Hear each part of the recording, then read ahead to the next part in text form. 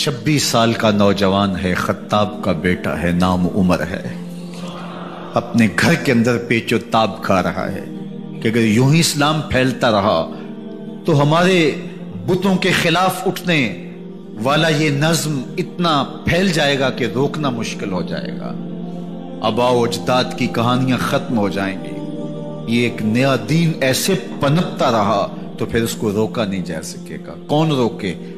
دل میں خیال آیا اس کا ایک ہی حل ہے کہ بانی اسلام کی زندگی کا چراغ گل کر دیا جائے، لیکن یہ اتنا بڑا کام کون کرے؟ سوچا خود کروں گا۔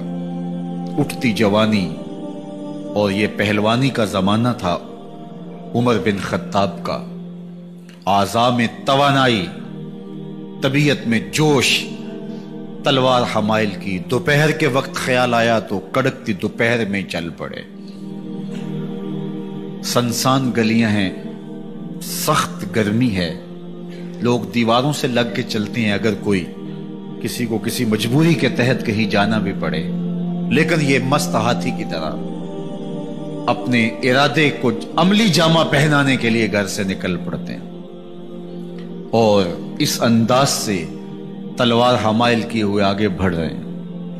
نعیم بن عبداللہ آگے سے آ رہے تھے، آنکھوں میں اترا ہوا نشہ دیکھا، کہانی سمجھ گئے، یہ بھی مسلمان ہو گئے تھے لیکن ابھی ایمان ظاہر نہیں کیا۔ کہا عمر کدھر کے ارادے ہیں؟ کہا بانی اسلام کا چراغ بجھانے جا رہا ہوں، یہ روز روز کی کہانی ختم کرنے جا رہا ہوں، آج حمزہ ایمان لائے ہیں، کل کوئی اور آ جائے گا، پھر اس تحریک کو روکنا مشکل ہو جائے گا۔ نعیم بن عبداللہ مسکرا کے بولے گھر کی خبر لی ہے؟ کہا کیا ہوا میرے گھر کو؟ کہا تمہاری بہن فاطمہ بھی اس محمد کی غلام بن گئی ہے، تمہارا بہنوئی سعید بن زید بھی اس کا نوکر بن گیا ہے۔ بس بپھر گئے، وہ جو غصہ تھا وہ ادھر منتقل ہو گیا، بہن کے گھر کا رخ کیا۔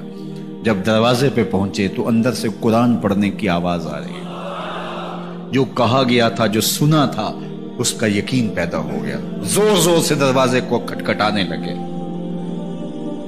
بہن نے دیکھا کہ بھائی ہے، جو قرآن پڑھ رہا تھا اس کو چھپا دیا اور خود دروازہ کھولا، بس پیٹنا شروع کر دیا، مار مار کے سر پھوڑ دیا، خون بہ رہا ہے۔ جب سر پھٹ گیا تو فاطمہ بنت خطاب بولی عمر تم خطاب کے بیٹے ہو، میں بھی خطاب کی بیٹی ہوں، سن لو محمد کا دامن نہیں چھوڑو، جو کرنا ہے کرو۔ جب یہ تیور دیکھے تو عمر کی حیرت انتہا کو چھو گئی، یہ کون سی قوت ہے جس نے ایک عورت کے اندر یہ جذبے رکھ دیے؟ کہا اچھا بتاؤ تم کیا پڑھ رہے تھے؟ کہا تم ناپاک ہو، تمہیں نہیں دوں گی۔ کہا کیسے دو گی؟ کہا پہلے غسل کرو۔ عمر غسل کر رہا ہے، سودا لینے کے لیے بازار گئے، ہاتھ اس کے بکے جس کے خریدار گئے۔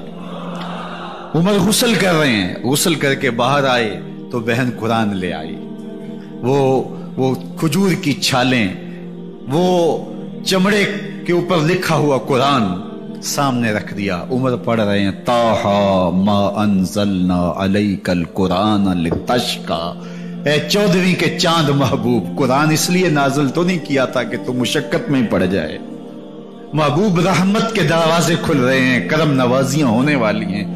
عمر پڑھتے گئے، آنکھوں کے بندن ٹوٹ گئے، آنسو آنے لگے، ٹپ ٹپ آنسو گرنے لگے، عمر رو رہے ہیں، بدن کانپ رہا ہے۔ آئے کس ارادے سے تھے، اب حالت کیا ہوئی جا رہی ہے۔ اپنی بہن سے کہا، بہنوئی سے کہا جس در کے تم غلام ہوئے ہو کبھی میں بھی اس در کا غلام نہیں ہو سکتا؟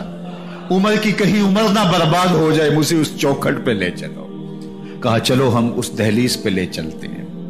تلوار اسی طرح حمائل کی ہوئی ہے، حضور دار ارقم میں ہے، یہ اسلام کی پہلی درسگاہ ہے، حضرت ارقم کا گھر، مسلمانوں کی تعداد بہت تھوڑی، یہاں چھپ کر کے دین سیکھتے ہیں۔ حضور بھی وہاں تشریف فرما تھے، باقی اصحاب بھی وہاں تشریف فرما تھے، حضرت میرے حمزہ بھی وہاں تھے۔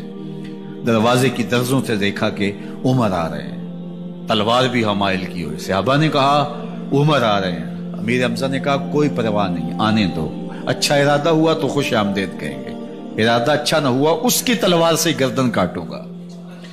اللہ اکبر۔ جب دروازہ کھولا تو دو صحابہ نے بازوں سے پکڑ لیا، کندھوں سے۔ حضور نے فرمایا کندھے چھوڑ دو، کندھے چھوڑ دیے گئے۔ آقا کریم علیہ الصلوۃ والسلام نے ان کے گلے کے اندر جو کپڑا تھا اس کو پکڑ کے جھٹکا دیا، اسلم عمر، عمر اسلام لاؤ، اللہ اکبر۔ اور ساتھ حضور نے حضرت عمر کے دل پہ ہاتھ رکھے، اللہم اہد قلبہ، اللہ عمر کے دل میں ہدایت ڈال دے۔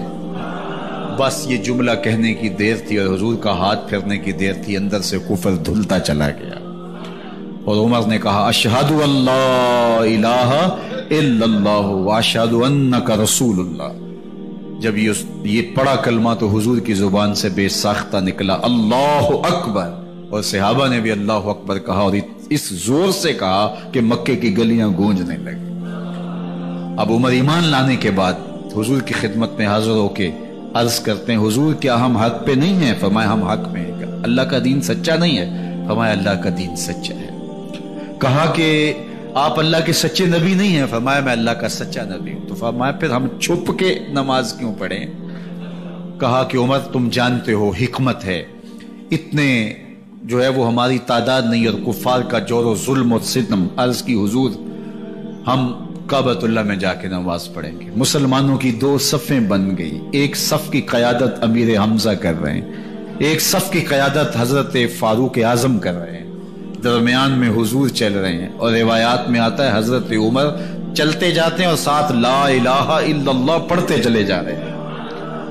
اور پھر جا کے وہاں پہنچے تو وہاں جو صنادید قریش تھے ان پر سختہ طاری ہو گیا۔